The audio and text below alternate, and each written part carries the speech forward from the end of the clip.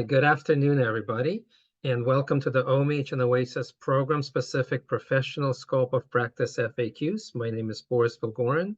I'm with the Managed Care Technical Assistance Center, and I'm joined by a number of my colleagues from MCTAC, but also colleagues from OMH and OASAS. So we'll introduce ourselves before we kick off today's presentation. But just before the introduction, just few key components to today's presentation and kind of the objective and housekeeping. So first, let me go over the housekeeping components. So today's presentation is being recorded, and both the slides and the recording will be made available. So just wanted to mention that. And as always, we look forward to your questions and comments. So please use the chat option to communicate with us. We have over 700, if not over 800 folks registered today. So the best way for us to communicate with everybody is through the chat. So as we do and have different folks present, please feel free to chat in your questions and comments throughout the presentation today. And again, just to mention that today's presentation is being recorded, and both the slides and the recording will be made available. Today's objectives is going to be to provide you with a brief history of scope of practice changes and how OMH and OASAS providers were affected, help providers understand where to find existing resources like SED, OMH, OASAS regs and guidance, help providers understand how to use the scope chart, FAQs beyond the scope chart, and the webinar training and the resources to come. One of the things that we will not be covering today is the diagnostic privileges. As most of you probably know, more information is forthcoming. And so we're looking forward to that presentation and that guidance in near future. But in today's presentation, we will not be covering the diagnostic privileges. Also wanted to provide you with a legal disclaimer. The information in the following presentation does not constitute legal advice. Questions related to scope of practice and any applicable exemptions are highly fact-specific, and it is recommended that each agency and individual interpreting NYSD's, OASAS, and OMH statuses and regulations consult their own legal counsel as it pertains to their own facts and situations. So again, I want to welcome everybody to today's presentation. We're going to do some introduction of our presenters. Again, if you're joining late, my name is Boris Vilgorin, and I'm with the Managed Care Technical Assistance Center. And I would like to pass this along to Nicole, who will introduce herself. Good afternoon, everybody. My name is Nicole Haggerty. I'm the Deputy Director for Adult Community Care here at New York State Office of Mental Health, and I will pass it to Julie. Hi, everyone. My name is Julie Lloyd. I'm the Unit Director for Rehab Services in the Bureau of Rehab Services Treatment and Care Coordination. So clinic in OMH Services is one of the programs that I oversee at OMH Central Office. And I will pass it to, I think, Shannon. Hi, good afternoon, everyone. My name is Shannon Fortran. I'm also with the Office of Mental Health.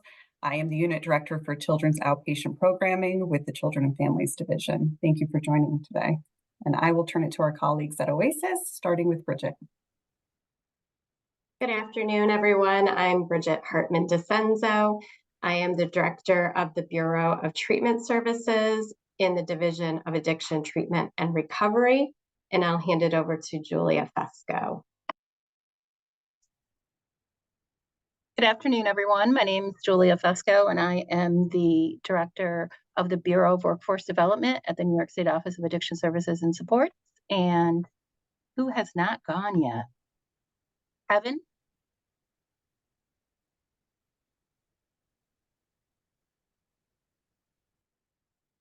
Hi, I'm Evan Seiden.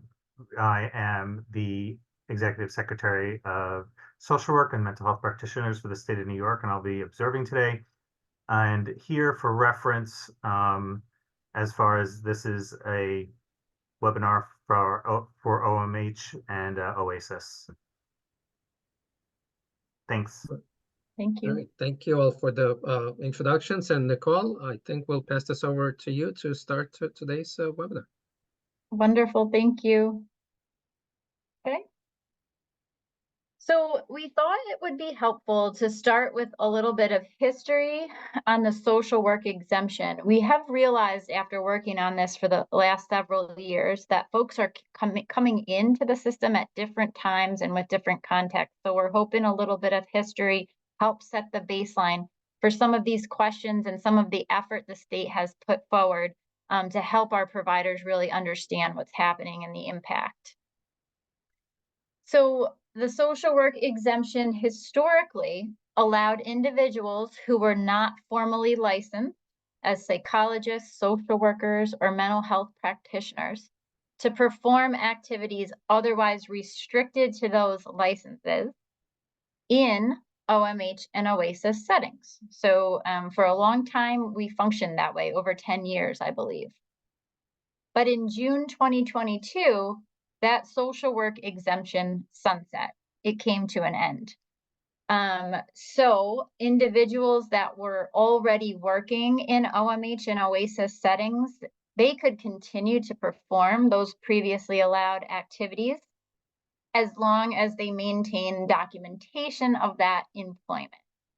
And what you'll notice from our presentation today is that we have a lot of links. We tried to put everything in this PowerPoint so that we could share it with you and you would have it in one place.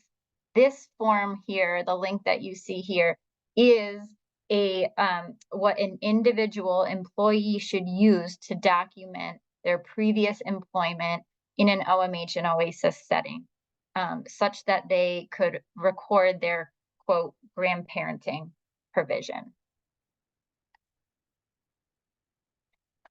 We, of course, had a lot of questions around what this exemption meant, what it meant in our OMH and OASAS program settings. And so in that same month that the exemption sunset, OMH and OASAS worked together and issued a program guidance along with an FAQ.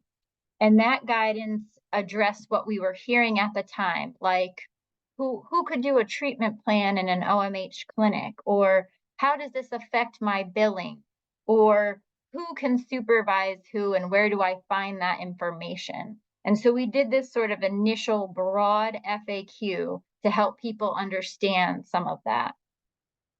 What's really important to know, and what we'll say again and again, but it's a little more complicated, and we'll talk more in detail as we go here, is that with OMH and OASAS programs, our guidelines and regulations are still very much in effect, and they often speak to who can supervise who can sign what document, and who can provide or practice specific activities. So the questions that we received and sort of the nuances largely lived in the clinic setting, since in those clinic or treatment settings are where those restricted activities largely take place. And when I say restricted activities, we're going to go over a whole slide on what those are. I mean things like diagnosis and psychotherapy, traditional treatment interventions.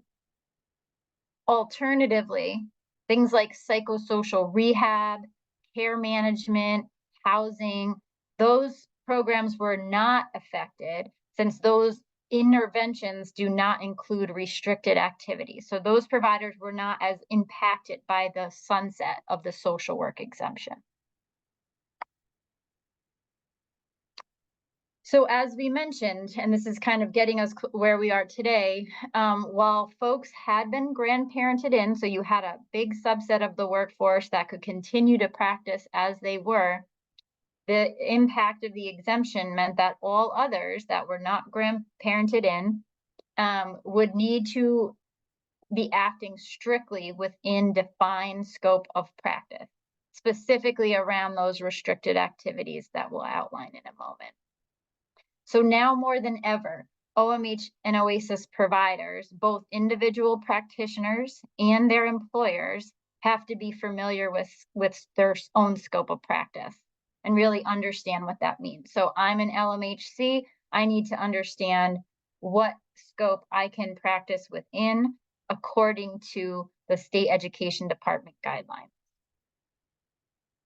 The other thing I will note that kind of heated up this topic was the workforce shortage. So in the last 4 years, we have been, there's been a huge impact on the workforce since COVID, as you all know. That meant new providers, new individuals, new practitioners coming into our program. So that grandparented group had less of an impact over time with so many new people coming on board.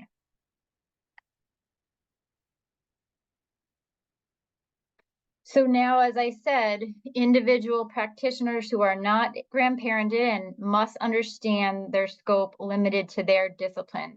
And that scope of practice is defined by the state education department for all licensed practitioners. That's not an OMH or OASAS dictated regulation. The exception would be OASAS defined scope of practice for CASAC and the CASAC series. So as we said, OMH and OASAS providers, it's really important for folks to be familiar with the scopes of practice for themselves or the practitioners that they employ or contract. Some asked about paraprofessional or peer staff.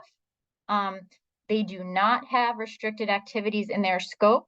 So these staff can continue to provide the psychosocial rehab, care management, peer support, inpatient direct care support services, or residential treatment and housing support that they do. That again will not impact those service interventions, given they are not restricted activities to scope of practice.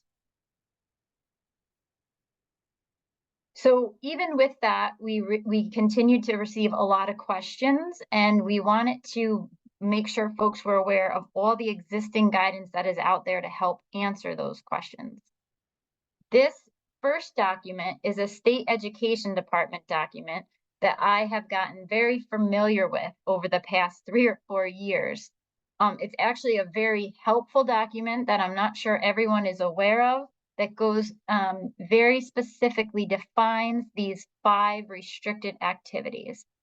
And they're restricted because they're restricted to those licensed practitioners that have these activities in scope. And there's literally on the bottom a chart that says what you can do, what assessment and evaluation restricted is or what it is not.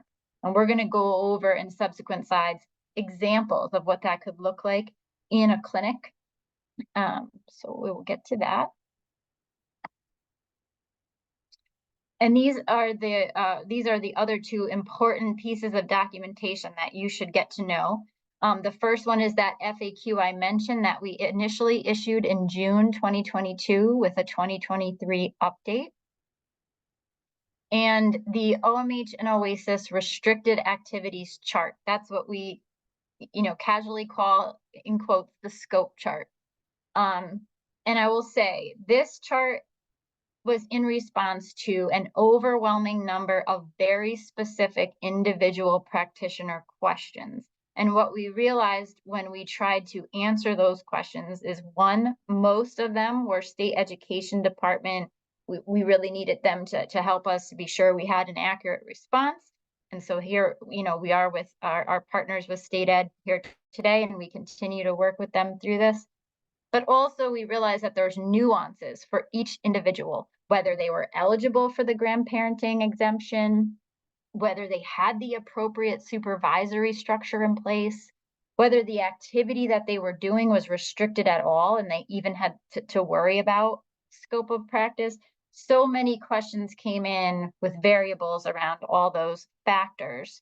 So we put together this chart to help employers and individual practitioners understand the flow of logic in terms of who can do which restricted activities, under what supervision, and or under what exemption. And so it's kind of all here in one little cheat sheet scope chart.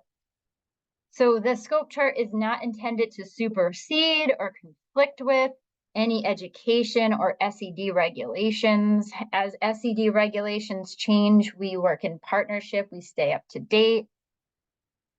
It also does not include program-specific billing or documentation guidance. This is a broad document that's really focused on what these licensed practitioners or permitted individuals can do within OMH and OASAS settings abroad.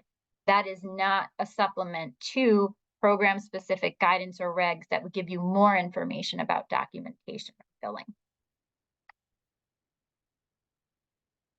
Another important resource that we're excited about, just last month, our state education department colleagues did a really helpful, we got great feedback about this presentation, reviewing scope of practice for social workers and LMHCs, and tips for expediting limited permits and licenses.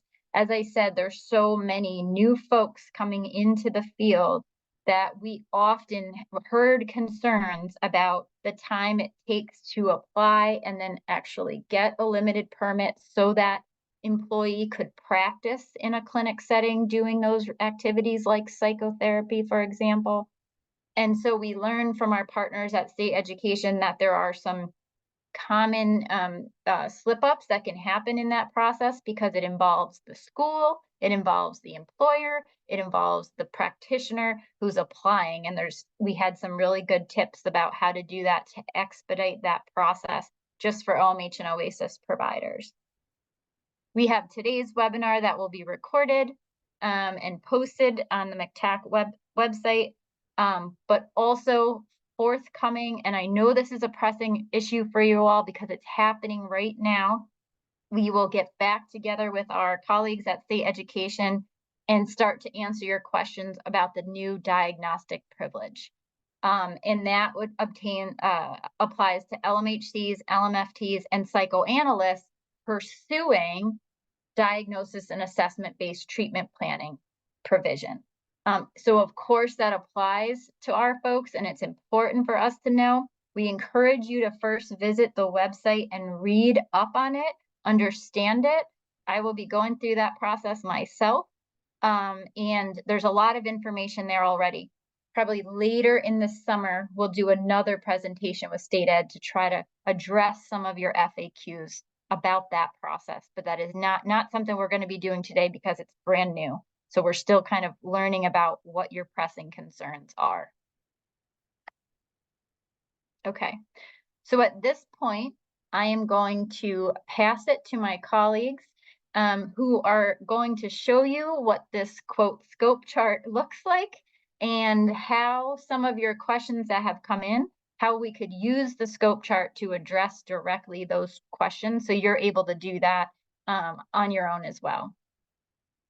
Julie and Shannon, thank you. Thank you, Nicole. Hi, everyone. I'm Julie Lloyd again. I'm going to walk through with my colleague Shannon Fortran some of these questions and how we can answer these questions by using the scope chart that we developed. So I'm going to see if I can share my screen to bring the scope chart up on the screen for you all. One moment there. Okay, hopefully you're all seeing that. Okay, so this is the scope chart that we released back in December of 2023. I want to do a little level setting for folks just to make sure everyone understands how to use this chart. If you're not familiar with it yet, or if you haven't seen it yet, it is posted on our website, and that link was in the slides.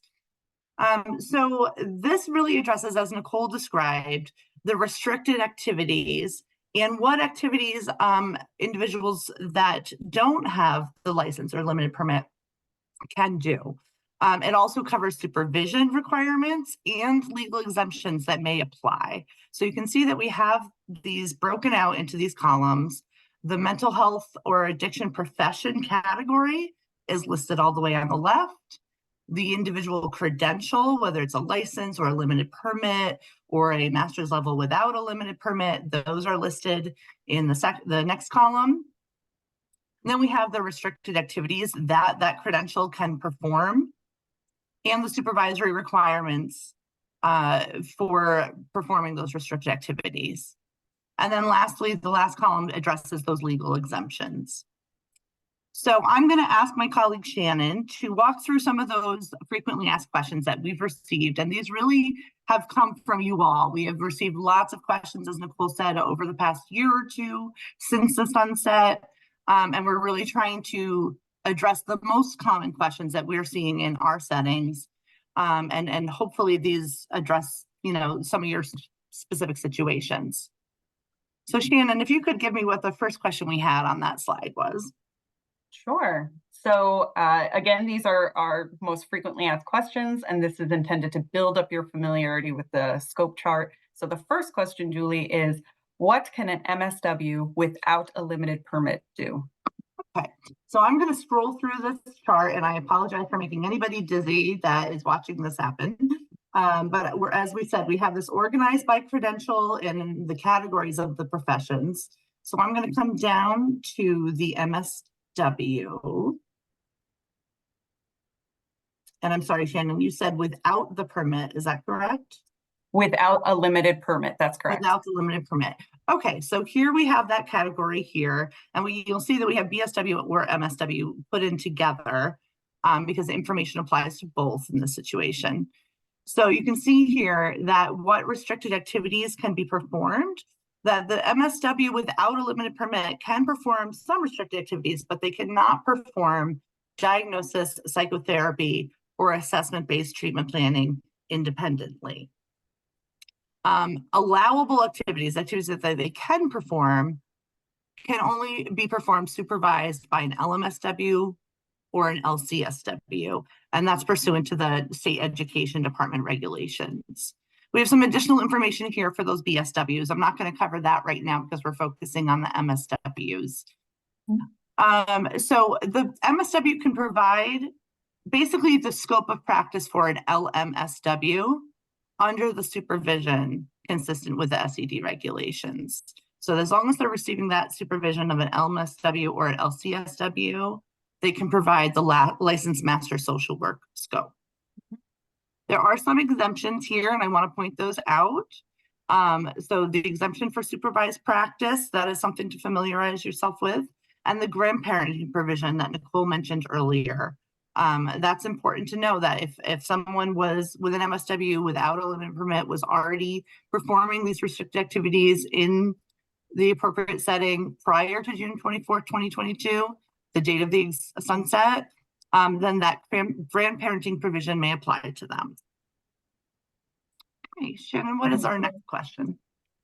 All right, kind of in the same vein, sticking with MSWs, what can an MSW with a limited permit do? Okay, so I'm going to scroll up a little bit. So we have these organized in order of from highest license down to the least. So MSW with a limited permit, they may perform all the restricted activities under supervision pursuant to the State Education Department regulations. So the activities of clinical social work, so those are categorized as clinical social work, diagnosis, psychotherapy, and assessment-based treatment planning.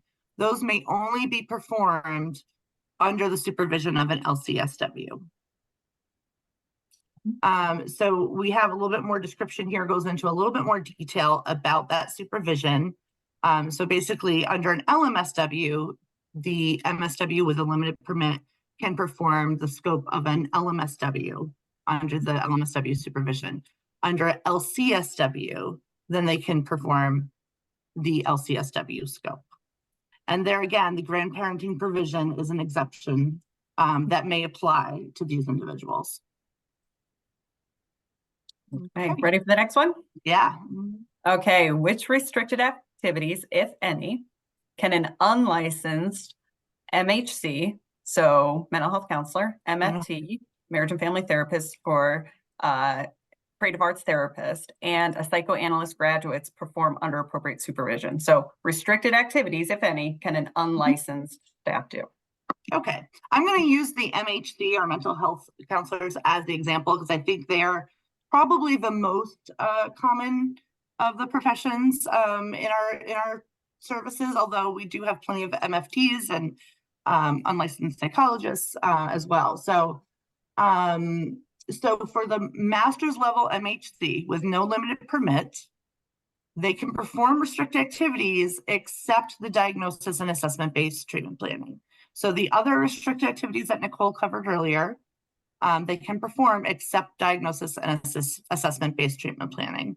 And those allowable activities that they can perform may be performed only under supervision, the appropriate supervision per SED. So that gives a little bit more description in this next column about that supervision, and noting that, again, mental health counseling does not include diagnosis or assessment-based treatment planning at this point. That's a diagnostic privilege that we are talking about that will become more information will be coming soon.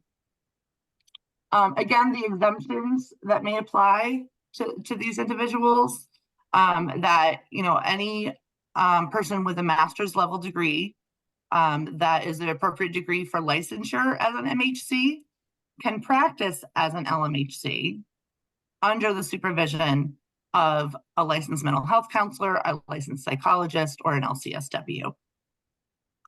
So that's one exemption that may apply to those individuals. And of course, the grandparenting provision if the person was already employed in the setting performing those activities prior to June 2022. Okay, so Julie, while you're on the topic of exemption, what activities can an unlicensed staff perform if an exemption applies? Okay, so if an exemption applies, and I think that really is dependent on the exemption, but if they, and I'm gonna ask my colleagues to keep me truthful on this to make sure I have this right, because this really speaks to different categories, this question. So if an exemption applies, they should be able to perform the restricted activities that we have listed on this chart. So that would be the psychotherapy and the assessment-based treatment planning, diagnosis, if it's an exemption that allows for that scope of practice. And I think a key reminder, like all the examples that you did prior, is utilizing that last column all the way to the right-hand side to really differentiate which exemption applies to which practitioner type. And the more detailed information about the exemptions is on the SED website. As Nicole said, this was kind of our compilation of SED's information to try and put it all together in one place. This is not OMH's information or OASAS's information. This is SED's information compiled together for you to be able to view it in one place. Okay. One more question for you. One more, Julie. And this is a common one. What can an LMSW, licensed master social work, functionally do independently, not under supervision? Okay. So at LMSW, I'm going to scroll down to our social work section, our licensed master social worker, LMSW. So those individuals may perform all restricted activities independently, except for the clinical social work category. So diagnosis, psychotherapy, and assessment-based treatment planning. So the other restricted activities they can perform independently, but those three, they cannot perform independently. The clinical social work activities may only be performed under supervision pursuant to the SED regulations. And then again, our next column tells you what type of supervision they need to have. So to perform diagnosis, assessment-based treatment planning, and psychotherapy, they need to have supervision under an LCSW, a licensed psychologist, or a licensed psychiatrist. And then I'm going to point to our grandparenting provision once more, just to make sure that everyone sees that that may apply to these individuals if they were already employed. Great. Thank you, Julie. Hey, I think that's all of our questions. Okay. I'm going to stop sharing the scope chart, and I'll ask Meg or Boris from McTech to put the slides back up for us. Okay, great. Okay, so we have the slide in here. As we said, you're going to receive these slides. You can look at these questions in more detail and click the link to the scope chart that you can walk through and understand that in greater detail. All right. So now we're going to talk about the restricted activities and other activities that occur in our clinic settings, both on the OMH side and on the OASAS side. Okay, so we have this kind of structured as like Q&As, because again, we tried to take all of the common FAQs that we received from all of you, from our community providers, to understand what is the most meaningful information for you. So examples of non-restricted activities in our MOTORS program, our clinic programs under OMH. So some examples of activities in a MOTORS program that are not considered restricted activities.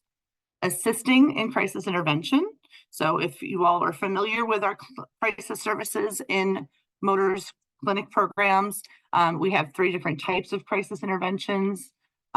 Crisis brief is a clinical intervention that has to be by a licensed or permitted person, but the crisis complex and crisis per diem usually involve having a second staff involved, and the second staff can assist in the crisis intervention, and that is not restricted. Screening, brief intervention, and referral to treatment, SBIRT, as the service is referred to, that is a non-restricted activity. A functional or needs assessment, that might be completed as part of complex care management service in a MOTORS program, really addressing the social determinants of health and a needs assessment. And then we have some other activities that are described in upcoming slides. I'm going to turn it over to our partners at OASAS first for them to describe some of the activities in their clinics, and then we're going to go into a little bit more about other examples. Thanks, Julie. I'm Bridget from OASAS, and similar to what Julie just covered, question, what are some examples of non-restricted activities in an OASAS clinic program? So Part 822.7 does say that non-clinical staff in our certified programs have to have qualifications that are appropriate to their assigned responsibilities as set in the personnel policies of the program. And here's a key thing that I want to emphasize: must have staff supervision and continuing education and training. So some examples are: under supervision, non-clinical staff can assist with the collection of records, connection to other services. They can provide orientation. I'm just going to use the counselor assistant as an example. So if you're familiar with the OASAS document scope of practice, counselor assistants would be considered a non-licensed individual in an OASAS program, and they can do the activities that are stated right here. So specifically on the scope of practice, they can do screening, orientation, case management, basic crisis response. And then if they're having more intensive supervision, they can do things like co-facilitate a group with a CASAC level 2. They can do like didactic psychoeducation and services of that type. But again, they have to stick within their own scope of practice. And if you could switch to the next slide, please. Okay, so in other words, CASACs and peers have defined scopes of practice according to OASAS and have to continue to function within that scope of practice. Paraprofessionals in the MOTORS program can perform complex case management services and SBIRT and assist as a part of a multidisciplinary team. And in addition, paraprofessionals and non-clinical roles are defined in OMH and OASAS program-specific regulations and guidance. So those are additional resources that you can reference when you're looking into non-restricted activities by unlicensed staff. And now I'm going to hand it over to Julia Fesco. I have no idea why. I don't know why I'm so dark, but usually it actually lightens up.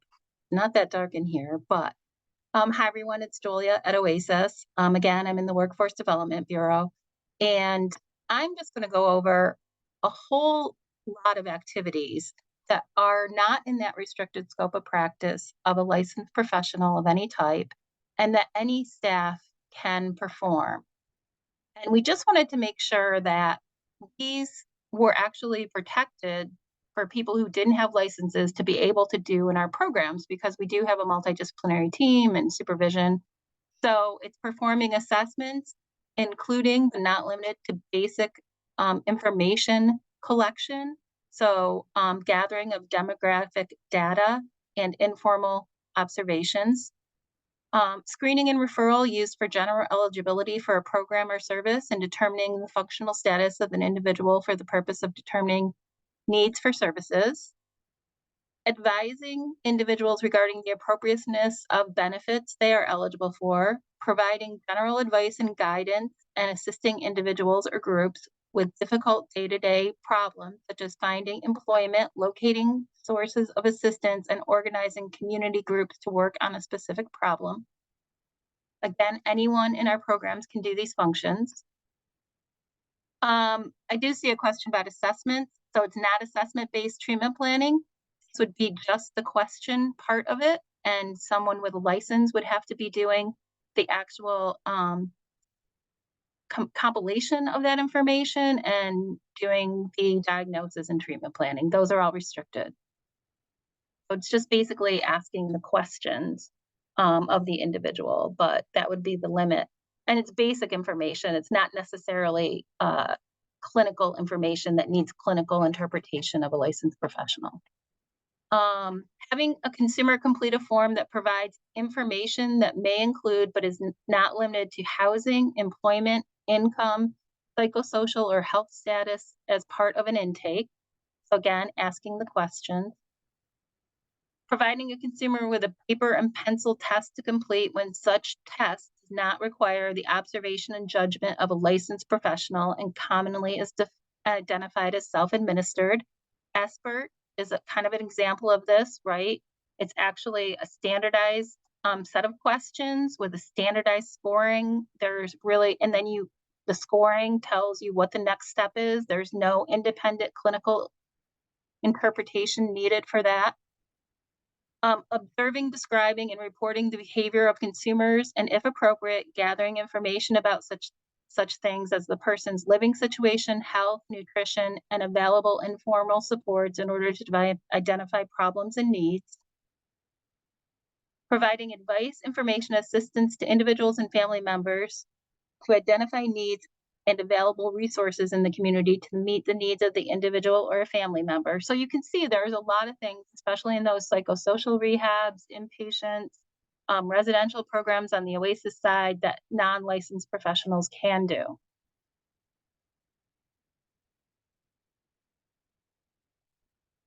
Okay, so I'm going to turn it back over to OMH for the supervision component.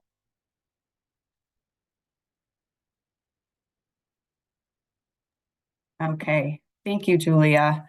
All right, hi everyone. Again, Shannon Fortran with the Office of Mental Health. We're going to pivot just slightly to talk about supervision. And you'll see that some of these examples are specific to both HODRs or OMH clinic programs, as well as OASAS. I think we might have skipped a slide here. Let me see if I can. I think we did. Okay. All right. So again, these are frequently asked questions that we receive from the field specific to supervision. We're going to start with discussing staff whom have completed their internship. So their internship has ended, but before their limited permit has begun. So the question is, after an internship ends and before the person gets their limited permit specific to that agency, what job duties can that person perform? And the answer is a little bit to what Julia was just outlining.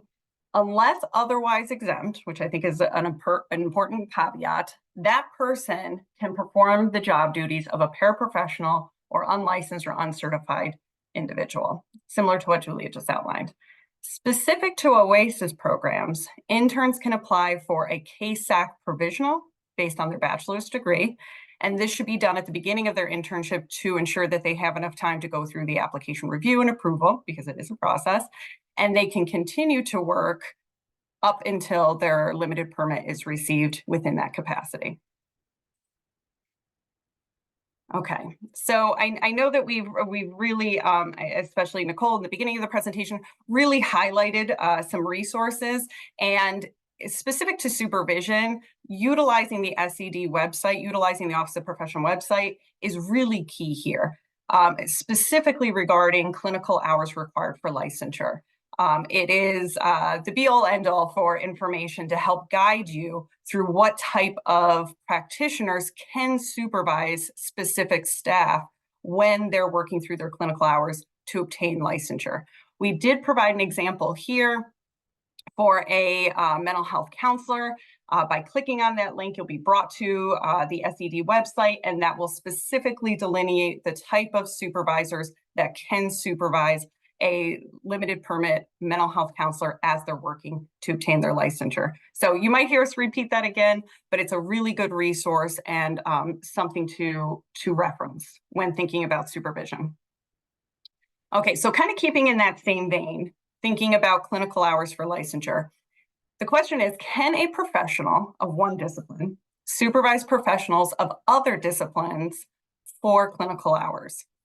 And the answer to that, kind of repeating what I just said a little bit, is that the sole authority for delineating who are the qualified supervisors to supervise individuals while getting their licensure hours is SED. So going to the SED website, the Office of Professions is really going to be a vital resource to you to determine what are the allowable practitioner types to supervise staff, and practicing within their scope of practice. So a good example of this is for a licensed clinical social worker, an LCSW. They can supervise a mental health counselor while working through their licensure hours. However, conversely, an LMHC cannot supervise an LMSW for their licensure towards an LCSW. So there is some differentiation. There is some important information that you can reference to in the Office of Professions to understand specific to a practitioner type. Okay, so kind of staying within the same vein, but removing the caveat for hours for licensure, can a professional of one discipline supervise professionals of other disciplines in OMH and OASAS settings, separate from, distinct from the hours required for licensure? And the answer is, which I think we've kind of reiterated this as well throughout the presentation, is it's always good practice to reference program-specific guidance. That is always a universal caveat when looking at this information.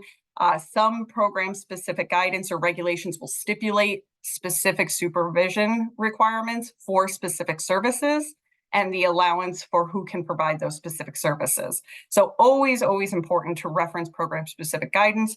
However, broadly speaking, it is possible for a licensed practitioner to supervise staff of different licensing types, assuring that clinical supervisors are operating within their scope of practice. So another justification for why you'd want to reference program-specific guidance is not just to find out what are the practitioner types that may supervise specific services or specific practitioner types, but also to see if there's other guidelines that might apply to supervision for a program. For example, for MAHODR's guidance and OASAS clinical guidance in Part 822 regulations, it specifies that specific to unlicensed staff providing clinical services, regular and appropriate supervision of those unlicensed staff must be provided and documented. So there are other additional guidance qualifiers that folks need to be aware of and should reference program-specific guidance specific to supervision. Okay, so for an example of when one practitioner type is supervising practitioners of other licensing types, an LMHC can be a program director or clinical supervisor who has other professionals directly reporting to them in a MAHODR's or OASAS clinic. And this can include an LCSW reporting directly to an LMHC, because LCSWs can work independently and conduct all restricted activities independently. They don't have to operate underneath an LMHC in order to conduct those activities. And another very important note is someone who is legally authorized to diagnose would be required to render a diagnosis. And I believe I'm turning it back over to Boris. All right. Thank you, OMH and OASAS, for today's presentation. We got quite a few questions. We're going to try to get to as many as possible. I've been kind of scrolling and trying to start, but I also I know others from OMH and OASAS has been keeping track of the chat. So if there was any particular questions you guys wanted to start with while I'm going through it, Nicole, Bridget, Julie, please feel free to start with any of the questions you would like to address. Yeah, I guess what I'll just say about the practitioner, like I just hired somebody who's an LCAT and they're doing this. For those very specific questions, I would refer to the chart. And that's part of why we present it, how to navigate the chart, because those questions are answered within the chart. So if there's any kind of, I saw just a couple of those, like somebody's new, this is their situation, more specific, definitely use the scope chart. That would be helpful. The other general statement I'll say around who can sign what, signature requirements, documentation requirements, that lives in the appropriate program guidance or regulations, right? So what we're talking about today is broad enough that it cuts across programs because it's about restricted activities. We've been focusing more on clinics because that's where 90% of the operation is restricted activities. You're billing for psychotherapy primarily. So the questions around, who can do psychotherapy in a clinic, those are that's sort of what we focused on here, because that's where the impact of the exemption and the sunset of the exemption really hit the hardest. So I just wanted to put a little bit of that in context, and then also highlight again what Shannon and Julie were explaining. The questions about how many people can an LCSW supervise for their hours. So for example, how many LMSWs can an LCSW supervise for their hours? That is state education requirements, and we provided a link to the details of what that supervision for licensure requires, which again is different than if you have somebody that doesn't need their licensure hours and they're simply being supervised by another individual who's the clinical supervisor or the program director. That's OMH or OASAS program guidance. There's no scope of practice issue because individuals are practicing within their license scope. So that's sort of an important part to understand when you're trying to answer other questions for, I have folks that are trying to obtain licensure, or I have folks that can only operate under the supervision of. So, if I have an LMSW, that LMSW is not doing psychotherapy unless they're under an LCSW, right? So that's when the SED scope really matters and has a direct impact on service provision in our settings. That is different from the fact that a lot of our clinics operate in the way of a multidisciplinary team that includes a psychiatrist or a nurse practitioner that's also signing off on documentation, both of which have diagnosis in their scope of practice. So that's something else, that's another layer that's again specific to clinic that you can think about when you're considering who's a part of my multidisciplinary team within the clinic, beyond just the clinician themselves and even their direct supervisor. That those are important provisions that make our settings a lot different than a private practice setting. So one of the things, Nicole, just to jump in here, because there was a question here, and I think it gets, maybe a little tricky, but I think it's also important to talk to individuals to see if they're pursuing other levels of licensure, because you might have an LMSW, I guess, and I think there was a comment or a question that maybe they're not interested in getting their LCSW, right? Or for whatever reason that might be, right? So they wouldn't fall into the licensure category because you're not counting them there, right? Because they said, I'm not looking for the hours, I'm not looking for that specific supervision. But I think it's important that 2 years from now, that LMSW doesn't turn around and say, oh, by the way, I want to count all those 2 hours, right? Because they changed their mind. So, there were some questions around what if people are not pursuing their licensure you know, and so I just wanted to raise that because there might be instances, I assume. Yeah, and again, I guess what would be the end goal? What would be Right. the end goal for that individual if they wanted to practice clinical social work independently without having to be under a specific supervisor, then they should pursue, should, right? But yep, but yep. those are individual practitioner choices. You as an employer who's trying to make sense of your supervisory structure and who's trying to, you know, make sure they're billing and having folks work within scope, you want to be thoughtful about an LMSW who is working under the appropriate supervision to do that service. Because eventually, if they don't have someone with appropriate who can supervise that LMSW, then their practice is restricted to the social work scope of practice, not the clinical social work scope of practice. And again, that's all on the chart, spelled out, which of those restricted activities are included and which are not.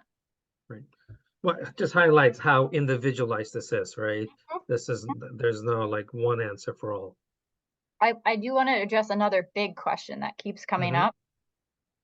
So it's a little counterintuitive, but this is, and I want my friends at SED to make sure that I'm saying this accurately, and my colleagues here, because this is really important.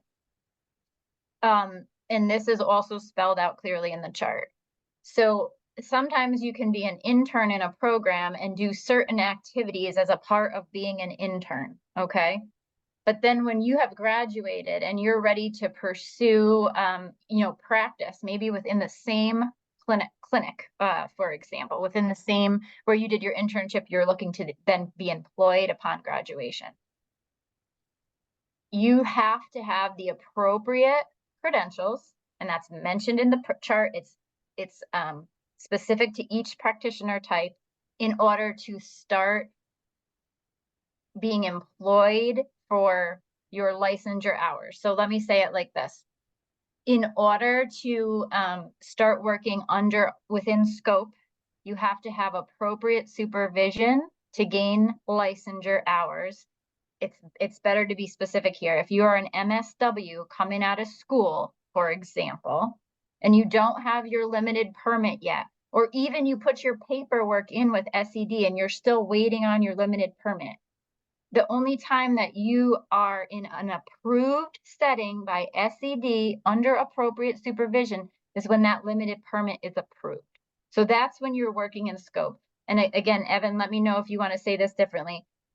But it's the scope, the limited permit is what lets SED know that you as an MSW are working under appropriate supervision and in an appropriate setting to both obtain your hours and or to practice those clinical or restricted activities. And again, folks, let me know if you'd like to say that more. Yes. Nicole, that is correct. Okay. And absolutely. And of course, you know, we do realize that after graduation, you're no longer an intern, and there is that gap that we are working on, and there's lots of variables that I said in my last webinar, reasons why there's that few months gap between passing your test or getting the limited permit to begin working within the LMSW scope. So you're no longer an intern, so therefore, but we do say you can be hired, but you could do everything that a non-licensed person could do. Like you could be hired by the agency if they have stuff going on, like non-direct client interaction or things like that, until you get that limited permit. And then you, of course, you have to pass the test to get your license. So you did say it correctly. Thank you. All right. I also just want to give the OASAS folks opportunity. I know we had a number of OASAS questions. I don't know if you had a chance to. Hi, I just answered one in the chat about residential facilities. So basically, those doing psychotherapy and the different levels of residential, it'll depend on what level you are. They have to do it within the scope of practice of either a licensed person or a CASAC, or be under an exemption. And I did write again what those restricted activities are in that chat. And I'll go through some other ones and try to answer as many as I can in the chat. Julia, let me just say really quick that tacking on to what you just said, it also is based on what the regulations say as far as staffing requirements. So I think I saw that question as well somewhere in the chat. So related to that, you're going to be looking at the staffing requirement in the regulation that you're inquiring about. And then what Julia said, which is, yes, licensed staff have to focus or work within their scope of practice. Same with CASACs, or anybody that is on these the OASAS scope of practice chart. All right, thank you. Yeah, I know we have a number of folks want the chart access. Nicole or others, do you know if the next slides have the links to the chart? They're in the up top, right in the first slides that I did. They're right up top. We try to put like the resources all together, a list of the webinars, a list of the documents. They're all in like the first couple slides. Excellent, because I know folks are asking for that. So when you get the slides, Boris, you'll I have. will just say also on our website, if you don't want to wait, the slides are the guidance and the scope chart are posted on our OMH website as well. Oh, excellent. Thank you. So I know we got a couple of questions on that.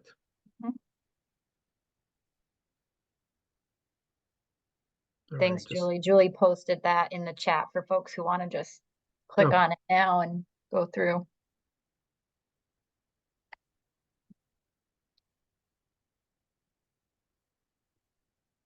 Just looking at some of the questions that because I know there were questions coming in as you were covering different things. So I'm just looking to see if there's. Yes, and the peer question, peers cannot do any of the restricted scopes of practice or any clinical activities of any kind. Their scope is literally limited to all of those activities that I went over that people do not need, a license, credential, or certification to do. And then certified peers can do peer services in OASAS settings anyways, and their employers can bill for those services if they're certified in OASAS settings. And that would be the SERPA. All right, thank you for that, Julia. So there's one question here. If an LMSW is practicing psychotherapy under the supervision of an LCSW, does that LCSW need to co-sign all documentation? So, okay, two parts. Number one, when it comes to guide documentation and who can sign what in an OMH or OASAS program, look to the OMH or OASAS program guidelines and regulations. That is really the most important thing, because it really does differ. If you're working in a PROS program, if you're working in an OASAS clinic, if you're working in an OMH clinic, it's different. So that's why we say that over and over, because that's truly in the context of your program. Some people are asking more about things like, how do I show evidence of the appropriate supervision? And so that is operationalized differently in different programs. And that's how it is now, which is okay, as long as you follow OMH or OASAS guidance about who can sign treatment plans, etc. And that's why I said, like, a good example is an OMH clinic where a nurse practitioner or a psychiatrist can sign a treatment plan with some provisions that are exceptions around someone who's not receiving med management, et cetera. But again, very program specific. So we don't want to answer that broadly when we know the answer lives in the program guidance. But some folks, I will definitely say, I've talked to many different programs about this, are ensuring that, let's say, if you record, I'm going to speak for OMH Clinic right now, because again, if you record your diagnosis in the treatment plan, that that clinic makes sure that that's where the doc signs, right? And so there's different ways that folks do that, but there's some flexibility around that. Yeah, I'll stop there. Yeah, and I just want to say, in regards to supervisory, you should have supervisory notes or some sort of documentation of supervision as part of just regular practice. Like you said, Nicole, there's no particular, rule around it, but you definitely should be documenting that. All right, let's see. There was a question about who should fill out the grandparenting form, and that should be anyone. Like, should licensed people fill it out? And certainly if you're licensed at one level and we're performing duties in a higher level prior to 6/24/22, you want to fill out that form to be able to still perform that higher level without that higher level license. And also anyone who is unlicensed was doing anything within the restricted scope prior to June 24th, 2022 needs to fill out that grandparenting form to continue to do any of those restricted things. So there are instances where both an unlicensed person fills out that form and a licensed person may fill out that form. Like, for instance, like if an LMSW was working more in the capacity of an LCSW and they want to continue to do that, they need to fill out that form. But is that right, Evan?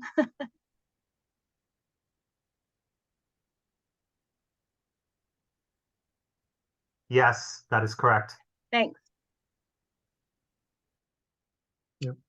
And I also wanted to say, I think Julie put a link to the form because there were some questions about where do I find it. So it's also in the chat for those folks who are looking for the form.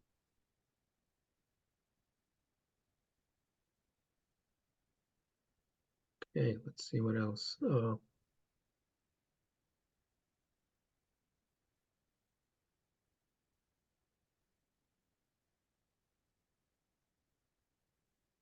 Looking through to see.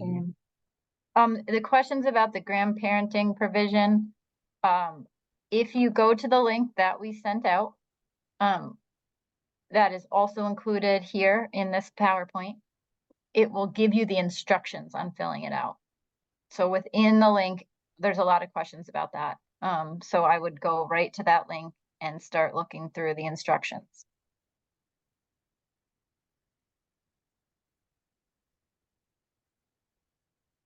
Okay.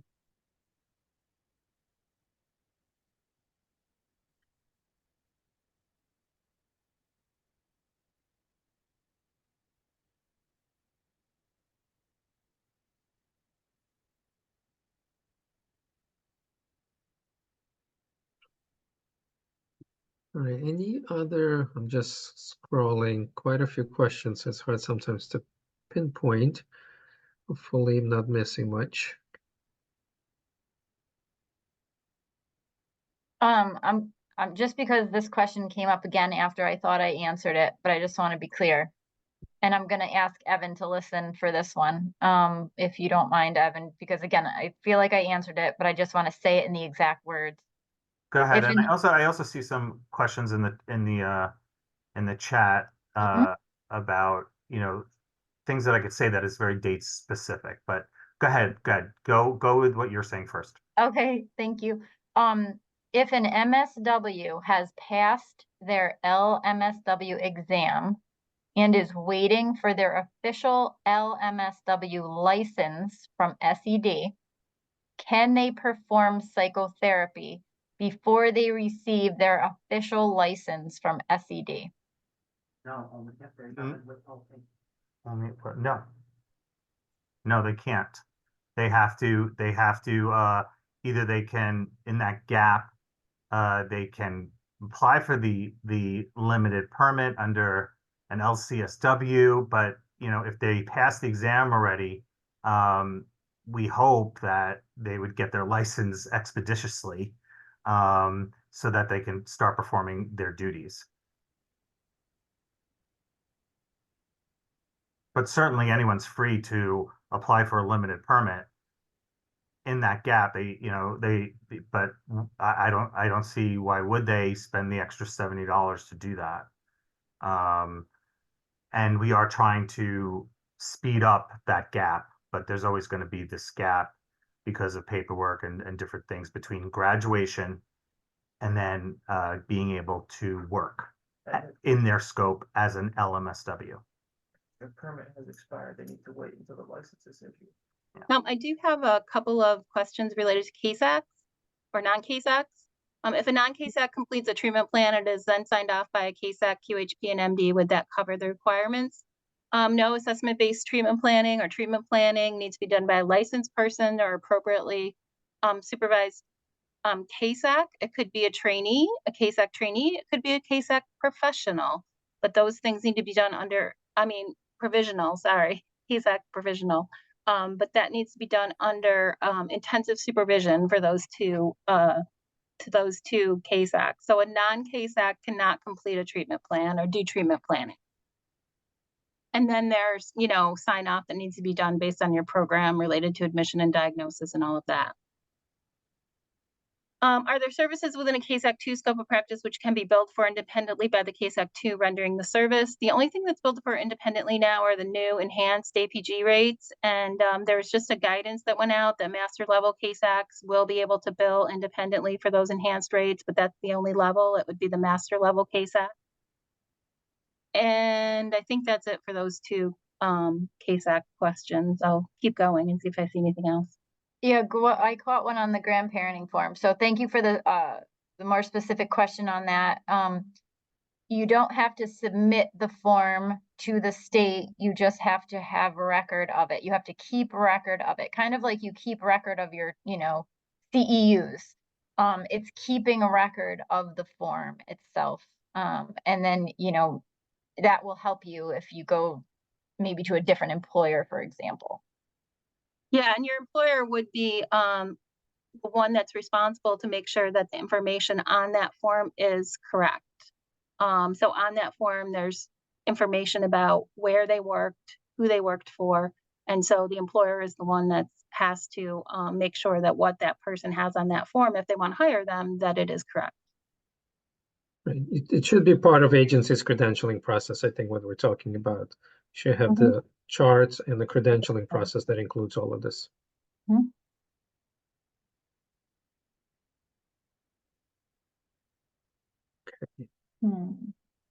So there was a question about psychotherapy, and so this is where I just want to highlight. This is where, again, up in the beginning, I went through like the links to the really important guidance and the slide that says these are the 5 restricted activities, and here's the link, the SED link, because remember, SED defines restricted activities and scope of practice. So in that slide, thanks whoever's moving it, there's a link to this guidance. There it is. Nope. I want to say one more down, maybe. There it is. In this guidance document is very important. If you click on it, it tells you what is psychotherapy, what isn't psychotherapy, right? That's where we took a lot of the examples about what are activities that are not restricted practices that somebody could help with, like screening, assisting in a screening, which may not be a restricted activity of assessment and evaluation that's formally defined under scope of practice law. So this is a helpful document to help hear right from SED what they consider assessment-based treatment planning. What about counseling versus psychotherapy? So many questions around that in our field. You could do, employment counseling, but you don't need, that's not psychotherapy. So, and sometimes those words are used interchangeably. So this is the document that gets into the meat of it. If you're really wondering in your clinic, what is psychotherapy versus what can a paraprofessional do? This is a good place to go take a look at those definitions and they have one for each of those specific restricted activities. Yes, we can add that link to the chat. Yeah, I think Julie just did. But also, again, I think the slides will be made available and you'll have the links to this as well. Yeah. Hi, I see a question about an 822 Does an individual with restricted activities in their scope of practice reviewing and co-signing documentation count towards that supervision being done under supervision? So any exemption only relates to them, their ability to do that function, right? They can do those functions. They cannot supervise those functions. The exemption does not relate to supervising those functions. So someone who is exempt can only perform the functions. They can't do those functions. So if there are regulations that say someone has to be supervised, you know, or there has to be a co-signature somewhere in our regs, then that person couldn't supervise a function or co-sign a function, right? They can only do the function. It just depends on what the regs say.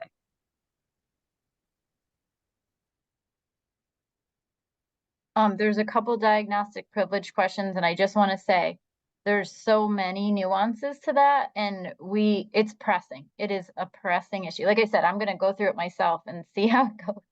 But I want folks to be aware that we're going to get together with our colleagues at State Ed and do a presentation just on diagnostic privilege, because there's so much to it, but there was also so much to this. And we realized, like, first presentation, we cannot do this all in one. And that some folks had really kind of like 101 questions about scope of practice or applying for a permit, which we did in May. And then we did a little more nuance today for our OMH and OASAS provider settings, and then trying to pack all the resources in one place for you to be able to answer some of your own nuanced questions. And then we plan to do the diagnostic privilege presentation. I'm hoping the end of this summer. But we want to give SED time to get the questions and the process kind of learning that's happening right now, so that we can pack in the most information for you all.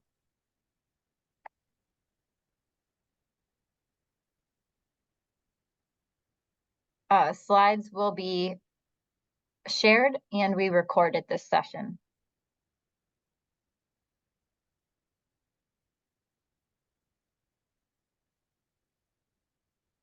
Okay, let me just clarify.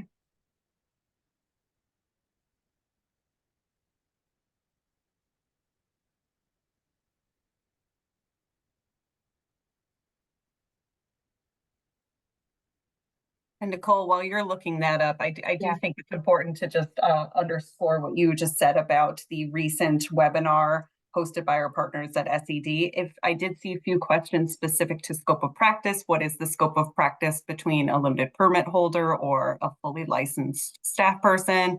And SED put on a wonderful webinar that walks through that for social work, as well as the 163s like LMHCs and LMFTs. So please take a look at that. The link is going to be in the slides when you get the slides. So kind of use that as your kind of precursor for future webinars, and it'll give you a nice foundation. And I just wanted to like follow up, and someone says, so if someone is grandparented, they can practice outside of their scope of practice. Yes, that is what the grandparenting form is for. If they were doing certain things prior to June 24th, 2022, that currently aren't in their scope of practice, they can continue to do them if they're grandparented. So yes, they can do things outside of their scope of practice through grandparenting, but only if they were hired and stay employed in one of our agencies, you know, before June 24th, 2022. And I would just add that having that grandparenting form is going to be important there. And I would also add that you, as the hiring provider, should make sure you're comfortable with that individual practicing. So that's the other thing. Like, you still, as an employer, have to have comfort with that individual and what they're doing in your program. So that's still your call as an employer, which may be obvious, but I just want to say that out loud. And I'd just like to say, as the board office that is doing the experience reviews, we're going to be looking definitely at the dates, which is really important as far as hire date and employment date, which is very important as far as differences between June 24th, 2022 and then after. And then, of course, there is the exemption of the diagnostic exemption to 2025. but we're not going to talk about that right now. But anyway, we will be looking, as far as for regular licensure and exempt people, we will be looking at the differences if you were hired before June 22nd, 2024, and then after June 22nd, 2024. Because there are differences. 2022, sorry. There are differences. Okay. And those are I some nuances you guys are working through, so I appreciate that, Evan. I have a question about the Case Act provisional. So anyone with a bachelor's degree in human services that wants to work in an OASAS program has to have applied and get a letter of intent from an OASAS agency to get the Case Act provisional. Then they have the opportunity to complete the Case Act or another license in order to continue to operate past that Case Act P5-year window. So it could be either one. It was a way to address the workforce shortage and get people a Case Act provisional who have been hired to work somewhere or have an intent, a letter of intent from an employer. Can an MSW student provide individual or group counseling themselves? Okay, Evan, I just want you to agree or disagree with me on this one. An MSW student who is in an MSW program with a in a field placement of that MSW program with an appropriate field supervisor can do individual and group counseling themselves under the supervision of that field supervisor, right, Evan? Yes, if you're in an internship with a particular supervisor that has a particular scope of practice, you are able to do whatever that supervisor is teaching you in the internship because it's part of your education program. You are an intern. Yep. I agree with that. There's a couple questions that I'm trying to understand. It's hard. There's a question about iOS. Michael asked this question about an iOS clinic and who can be, and there's a statement that says the new scope of practice settings guidelines states that KSAC can do all OMH services except diagnosis. And so that is not an accurate statement to me. So I'm having trouble addressing that question. I'll try to put it in context if I can, see if this is helpful. iOS providers who are providers that are providing integrated mental health and substance use services and are licensed by OMH and OASAS to do so are that license or that provision allows you to treat individuals with SUD or mental health diagnoses, but that iOS regulation has a lot of detail underneath it as to who can do what, including how far a KSAC could go versus somebody who's an LMS, LCSW, for example, and scope of practice does matter in that context. And I'm just not sure it's as simple as how you stated it there. So I wasn't ignoring that question. I was trying to figure out how to best answer that question. And hopefully that's helpful.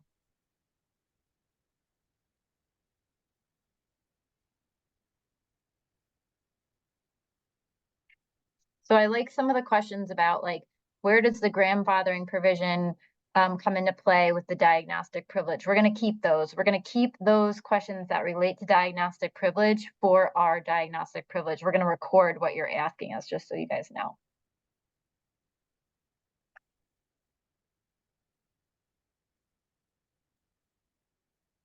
All right, trying to see if and just so you guys know, they're coming up quick, these questions. So we're trying our best to all eyes on it, address them as fast as possible. But just to reiterate, we do record the questions. Everything that comes up in the chat, we go over. We then try to figure out the best place to put that in context. Did we address it in guidance? Do we need to address it in a future webinar, etc.?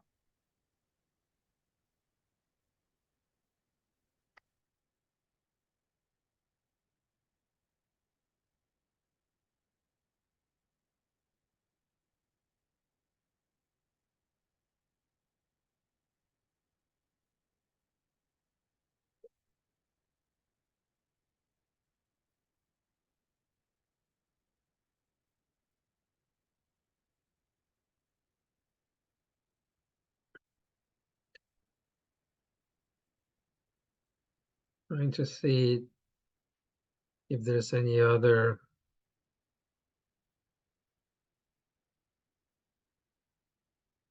questions.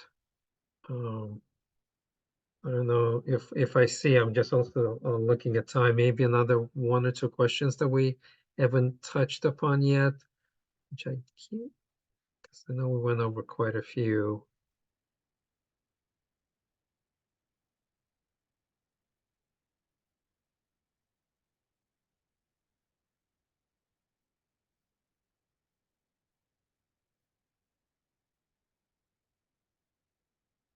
Yes.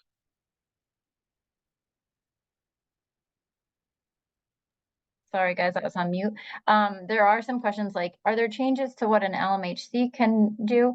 I just want to reiterate, because somebody did remind us of this. The new diagnostic privilege that we will cover in a subsequent webinar does include, and everybody make sure I'm doing this off the top of my head, LMHCs, LMFTs, and psychoanalysts, not just LMHCs. We've been using that as an example a lot. So I just want to be clear on that the diagnostic privilege process that we will talk about in a subsequent webinar includes LMHCs, psychoanalysts, and LMFTs, like licensed marriage and family therapists. So sorry about the acronyms. I'm in this world too much probably. And so we will talk about that process in a future webinar. And it certainly does pertain to what restricted activities those 3 mental health practitioner types under Article 163 can do, especially diagnosis and assessment-based treatment planning.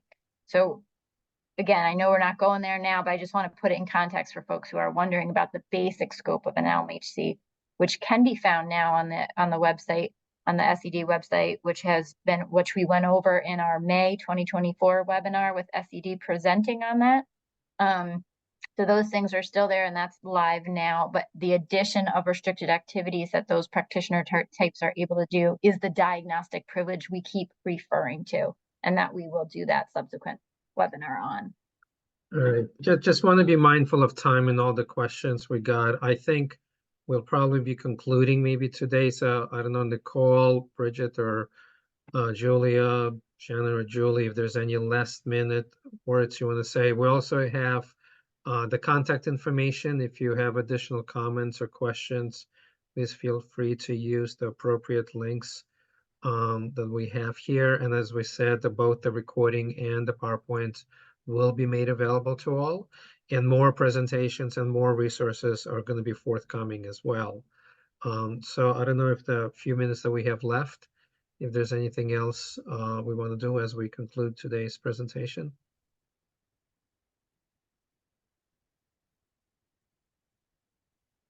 And Nicole is still trying to find questions.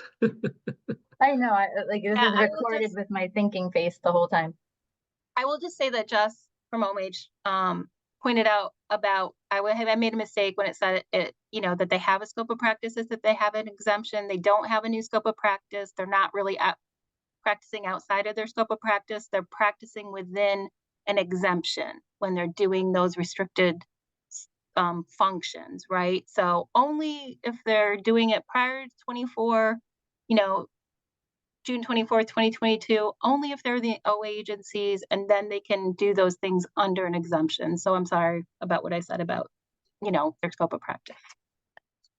All right, no worries. Thanks, Jess. I appreciate that. Yeah, thank you. All right, Julie, Nicole, anything on your end? I think I would just say thank you to everybody. We know this is so important, and it's a process to try to put this information together in a way that's not complete legal jargon. And that's always where we officially get back to. So we really worked hard to try to make this as clear as possible, because I know you guys are facing this yourselves and trying to make sense of it. So we're committed to doing however webinars or continuing to talk about FAQs and reissue things. Please keep in touch with us about what is helpful and what more you need, so we can make sure we're keeping the conversation going. Excellent. Well, I also just want to thank for folks who attended today, but also to OMH, OASAS, and our SED colleagues for today's presentation. And look out for the resources from today's webinar, but also for more webinar and additional resources to be forthcoming. All right, and with that, I think we'll conclude today's presentation. And just want to say thank you again to everybody, and wish everybody a great rest of the day. All right, thank you, everybody. Take care. Thank you. Thank you.